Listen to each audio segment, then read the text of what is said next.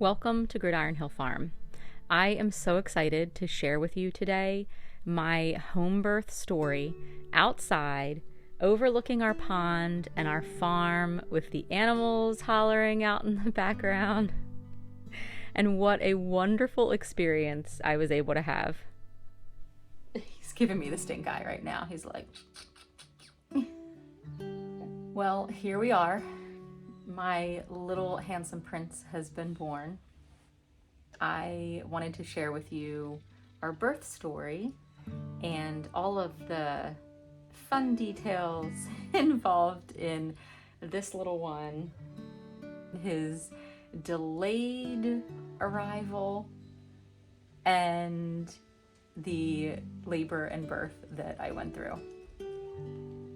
So, as you have seen from my video that I did previously, he was born at 42 weeks. And for the previous 2 to 3 weeks, I was dealing with a lot of pressure and a lot of contractions. It was hard for me to determine if I was dealing with Braxton Hicks contractions, prodromal labor. I wasn't really sure. I have, however, experienced these prodromal contractions, prodromal labor, with all of my babies except for my first, because I attribute it to taking the tincture, the gentle birth pregnancy tincture that I have for those pregnancies. And so what I believe it does is just helps tone your uterus and has your body doing some contracting prior to the birth, just to make the birth quicker, shorter. It basically just spaces it out a little bit, which on one hand is wonderful because labor is very short once it gets going, but on the other hand can be quite a mind game, because for several weeks you're having contractions on and off and you're not sure if it's really happening or not. So I would say that really things started to become notable at about my 40, just shy of 41 weeks. I think I was about 40 weeks and maybe 5 days when I took my girls to the horse show. And at the horse show, I was having consistent contractions as I was walking around. And I am pretty certain that evening I took 2 teaspoons of castor oil.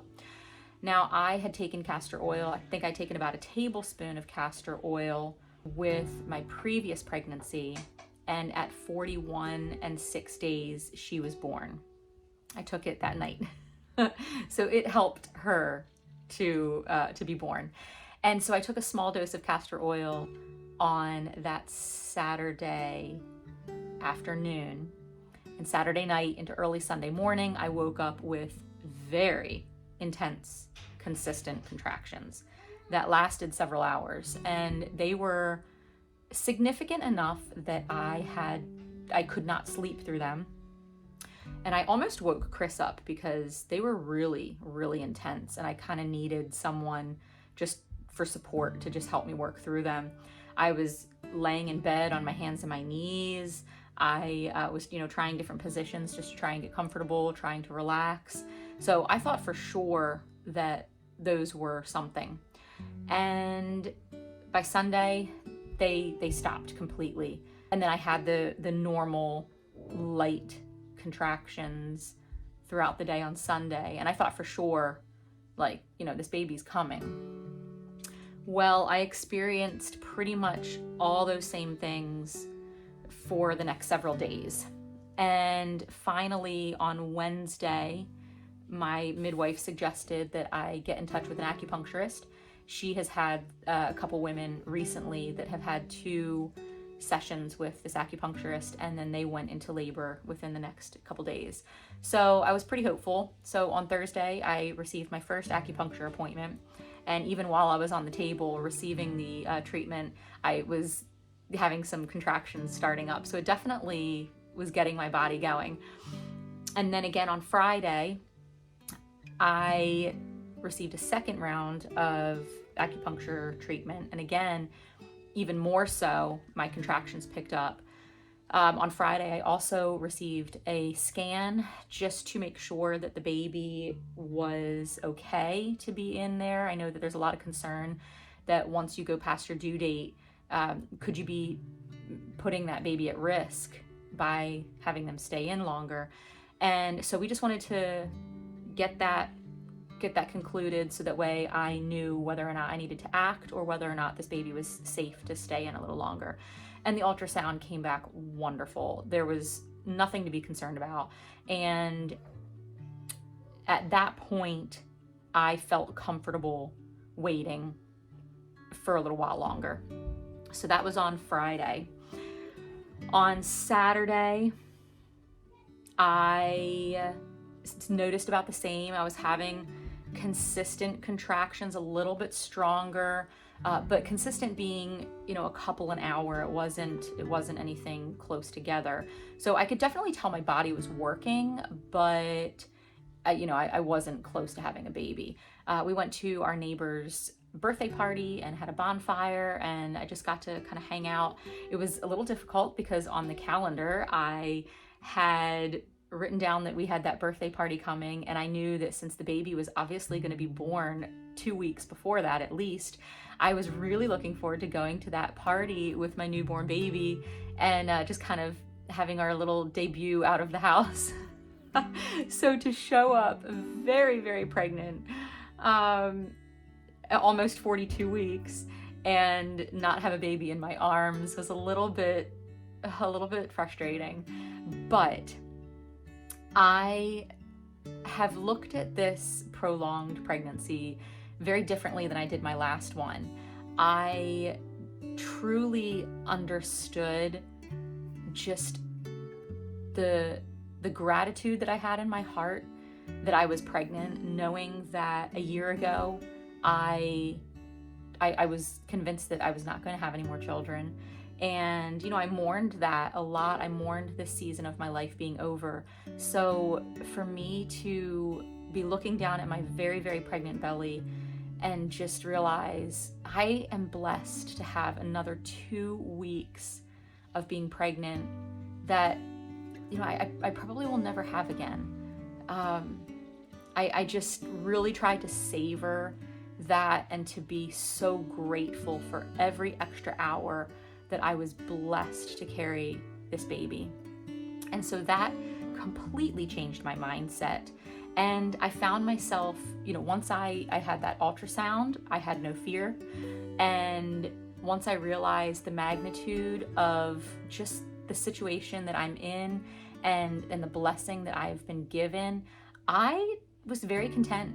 I was very content. My body was sore. I was sore and tired from having a lot of contractions, but I didn't have any expectations for myself, and I was able to just really spend a lot of time just relaxing and being with the kids and just really enjoying these last few days and weeks.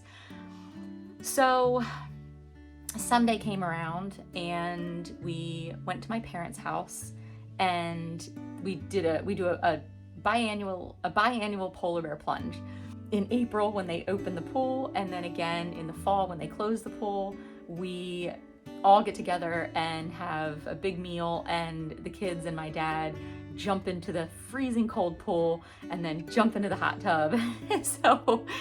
So this is our little tradition. So we went over to their house and we had lunch, and the kids got to go swimming, and I even got in the hot tub, which was wonderful because at this point I was starting to have contractions what seemed to be about every 15 to 20 minutes. And again, nothing intense. It was something that I did stop talking through because they were uncomfortable, and it was more comfortable for me just to breathe and just to quietly work through the contractions. But they weren't painful, I would say. So my husband Chris and I, we went up to pick up our teenage girls from a horse show that they were watching. And on our way up there and on our way back, it was a good 45-minute drive one way, I started noticing that these contractions were definitely coming every 15 minutes. And when he was driving and would hit bumps or whatever, I found it to be very annoying and very uncomfortable. And, you know, I had to tell him, like, look, I'm having a contraction and it really hurts. So just try and drive easy for just a few minutes. And, and I just work through them. So those were a little bit different than what I'd been previously experiencing. They were just getting more intense. And the fact that they were coming every 15 minutes and not slowing down, I thought, okay, I think that finally now my body is starting to make some progress. Now, whether this lasts for another day or two or whether this is short-lived, I'm not sure. So after an early dinner that evening, I told Chris that I really would love to go on a walk around our driveway. So we got to spend some time just walking around and talking and enjoying our children playing in the yard. And it just gave us a chance to just kind of sink into the moment that this was going to be the last time that we are a family of 8. So Sunday night, we got everybody in bed, and I went to bed knowing that I may not make it through the night. I did start to fall asleep. And at about, I want to say it was about 1 o'clock, I got up and was like, I can't work through these anymore. I was laying in bed trying to do the Bradley method, where you basically are just in a full state of relaxation, and you lay in a position where your belly's kind of to the side but down a little bit, and you just go into a full body relaxation. And I found myself not able to stand being in that position. So I got up out of bed and I started walking around, and I started noticing that when I was still and trying to relax, they were more intense. And when I was just moving my body around, that really helped me work through them. And I just think it's so interesting because I've done both methods with multiple births, and it's interesting how it's not really a one size fits all. I think that truly, depending on the placement of the baby, really depends on if your body needs to be, working through. Like, my hips needed to really be moving, and it felt so much better. So those contractions that I was still and I was relaxing, those were more painful for me. So I knew that it was like probably the real deal. And it's so funny because if you've ever had a baby, you know exactly what I'm talking about. It's like you're in denial. Like, you're clearly in labor, but clearly maybe you're not. So it's just crazy. So even though I was in labor, I was sure that maybe I wasn't. And so I just tried to stay busy. I would just kind of nervously walk around, and I was nervously picking up my room and just trying to find some task to keep my mind off of just focusing on the next contraction. So I reached out to my midwife that evening. It was about 7 o'clock before I went to bed, and just told her that I was having pretty consistent contractions, and she was at another birth. So I told her I would be in touch. And so then I want to say, I'll have to look and see at what time I texted her, and I told her, why don't you come on over? And she said that she would just come and take a nap. And so I thought, perfect. So I set up the living room so that she could come in and she could take a nap while I was trying to figure out what my body was doing. And then I told Chris, I feel like things are getting to be too intense to where I think we should get the birthing tub set up. I know that we needed to blow it up, and we didn't blow it up previously because the cats, I didn't want the cats to scratch it and put holes in it. Oh, that would be awful. So we ended up we locked the cats up away so that they couldn't get to me and the birthing tub. And we started filling up the birthing tub. I was really concerned because it was cold. Fortunately, it had warmed up a little bit since the previous nights, but I think it was like 46 or 48 degrees. It was enough to see our breath. So I was really nervous. I didn't really want to go out there until I absolutely had to. I don't want to be in the birthing tub for hours. I want to do as much as I can outside of the birthing tub, and then get in the tub and it mean business. So we filled up the birthing tub, and I had some contractions that were painful enough that I knew, like, I really could use some heat on my body. So I got in the birthing tub and my contractions slowed down. So before I got in the tub, my contractions would come every 8 to 9 minutes, and then every once in a while a 2 or 3 minute, pop-up contraction that was only about half the intensity. So it was close together, but not very long and not very intense. So my contractions, they never really got close together, and that's one thing that I've noticed with multiple labors. My contractions would not get every 2 or 3 minutes apart to let me know that things were really happening. I mean, they would stay 8 minutes apart, sometimes 5 minutes apart. So it was very difficult for me to tell when it was actually go time. So I knew from experience also that the contractions would not really get more painful. It would intensify a little bit, but the contractions that I felt a couple hours previously were very similar to the ones that I was feeling closer to the end. The only difference are the transition contractions. I also found that towards the end of my laboring, before I got in the birthing tub, I was noticing that I wasn't having full uterine contractions. The only pain that I was ever experiencing was from my cervix. It was like all of my muscles were relaxed and were fine and were capable of doing this. It was the sensation of my cervix opening up that was the source of the pain for me. So I thought it was very interesting. So I got in the birthing tub and had 1 or 2 contractions that were very, very intense. I could feel that they were very powerful, that my cervix was really being stretched. And that is when my midwife pulled into the driveway. And when she pulled in the driveway, she immediately knew from my sounds that I was close. So she comes down and she starts asking me questions about what's been going on. And I had a very, very strong contraction at that point and was like, this baby is coming out. So it really, I think it was 2 or 3 contractions in that period before I started pushing, where they were, I want to say 10, maybe even 15 minutes apart. They were spaced really far apart. I had a really great rest in between them.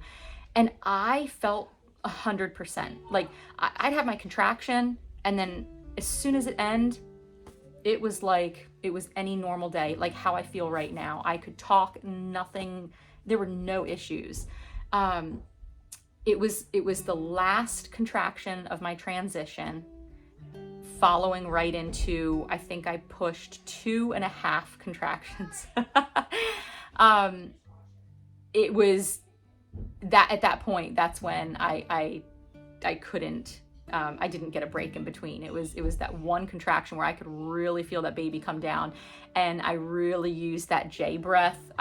It's the most interesting feeling, but you can just feel that heaviness. And I don't want to say that I was pushing, but as I was breathing, I was really encouraging that baby to come down and out. And then immediately it went right into a pushing contraction, and I could feel that baby's head. And I was able to get half of the head out. And then I kind of stood there for a second and gave another little, like, half a contraction push, and was able to get the head out. And then one more big contraction push to get the rest of the body out. My goal with this labor was to try and keep my breathing somewhat shallow, just to slow this process down, because I tell you what, these babies come out fast and furious. And so I really wanted to try and keep somewhat shallow breathing just to slow things down a little bit. Here's little Prince. Oh, try it. Oh, see if I can keep him from... Oh, he just puked all down my shirt just a minute ago. So I'm hoping that he...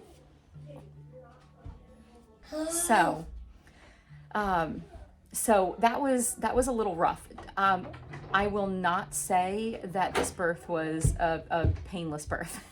It was by no means a painless birth. I did have one painless birth. My other son, who I had 2 babies ago, I am wondering if it's because I had him about 20 months from my birth before. They were very close together, so I don't know if that was why it was painless. But this last one was not painless.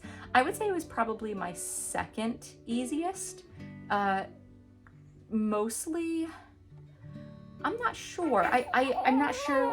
Oh, I'm not sure why. It was quick. I was very, very present, and I know that's one thing that I had really prayed for. I was very nervous about going to like a dark place and fear. And with this delivery, I was very present and very aware of what was going on. So that was wonderful. But it was definitely pretty excruciating. So anyway, looked back at the timestamps, and I'm pretty sure it was 22 minutes from the moment my midwife showed up until he was born. And I'm pretty certain like 15 of those minutes were in between contractions when I was talking and completely coherent, because once I started pushing, it was quick. And he had an awful cone head. I mean, it was bad. It was like Alien Child. And we laugh about it because it makes sense. He was in that birth canal. He was down there ready to go for a while. Clearly. Oh, little one. Oh, don't fuss. Oh, precious. Oh, precious. So after he was born, I pulled him up and covered him up because I did not want to find out what he was until I had my family around. The girls had asked to be there when he was born, but I know myself, and I know that I am very vocal when I'm having a baby, and I wasn't really sure if I wanted my kids to be present for that. You know, I don't really want them to see their mom screaming in pain, as quick as it might be. So I chose not to have them there. I am surprised they didn't wake up though, because I mean, I was right outside their bedroom window, and I was howling. I was howling enough to have the cows holler back at me, which was pretty funny. That did make me laugh. And the dogs went nuts. We've got 2 livestock guardian dogs out in the field just past where I was giving birth. And my dad was actually up at his house across the street from us, sleeping outside that night. So he was sleeping out under the stars, and he goes, yeah, at about 2:30, I woke up, I heard your dogs barking. I said, they were barking at me right across the street. I said, I can't believe you didn't hear me howling. So, yeah, so the cows were hollering, the dogs were barking. It was a wild night. There were meteor showers going on, so, you know, it was quite crazy. So once he was born, we got the kids down here and called my parents up, which I've always had my mom present at my births. And I told Chris, I said, when I start to transition, call my parents, because I didn't know when the baby was coming. I had no idea that I was that close. And next thing we know, I'm having a contraction, and I'm like, this baby's coming out right now. So we didn't even get a chance to call my mom and have her come. So as soon as that baby was born, we called her and my dad, and they came down, and we had that baby wrapped up real tight and got to do a gender reveal there with everybody present. And oh my gosh, that was so exciting. It was so exciting to all be there together when we found out that it was a boy.